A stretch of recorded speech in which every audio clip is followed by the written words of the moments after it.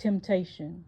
Temptation is a disguise of the enemy, a best friend to the flesh, a tormentor of the mind. Temptation is an illogical compromiser, a distorted advisor, and a continual, perpetual liar. Temptation has a degree in criminal justice. When time for court, he never shows up for the defense of the now defendant, who now has to justify his actions on sentencing day. Temptation will have your mind running away from the promises of God.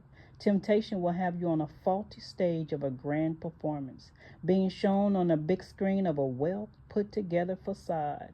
Temptation will stand directly in your face and tell you, if you leave me, I'll put you to shame and disgrace.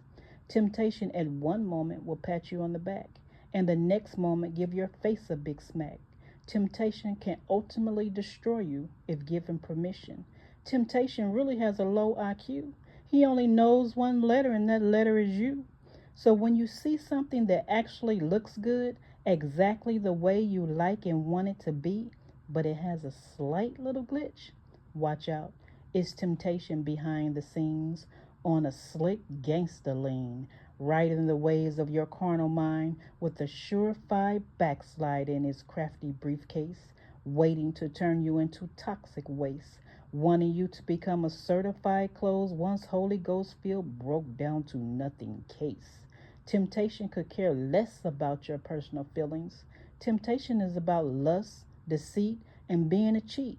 In your face 7 days a week, hour on the hour, ready to pounce and devour. Temptation has stolen your life and many lives of the people of God. When we were in the world, we served Satan, temptation's real name, to the fullest. We gave to his kingdom by buying his drugs to destroy our own life in exchange for a temporary illusion of a happy life in the cave of destruction. We even paid tithes to Satan's house when we gave $5 to $10 cover charge to enter into his tavern of hell. Once we entered, we danced to his music and sang without a paper of lyric instruction. But really our soul was screaming in agonizing pain to be released from death and destruction. Yeah, we did that. We have sat at his table and taken his daily communion, that liquor, in turn to destroy our liver as an unknown surprise. We even gave our friends. We brought our friends. We brought our friends to praise the great King of sin. Happy and delighted, we would all enter, forgetting all about it was the dead cold of winter. On our way home, feeling mighty good, not even knowing we just been lifted to another state of being stupid and confused off that drug you've recently used. Reality at your front door, knocking the very next day with a great big welcome headache. It even has a signature medical name entitled migraine, delivering the after effects of the hell night before and the pain of a messed up, confused life in a right now, today state. And all you have to do is blame yourself for allowing Satan to come and be your guide through an undiscerned grand performance of a screenplay gone bad. You see, temptation is a chameleon.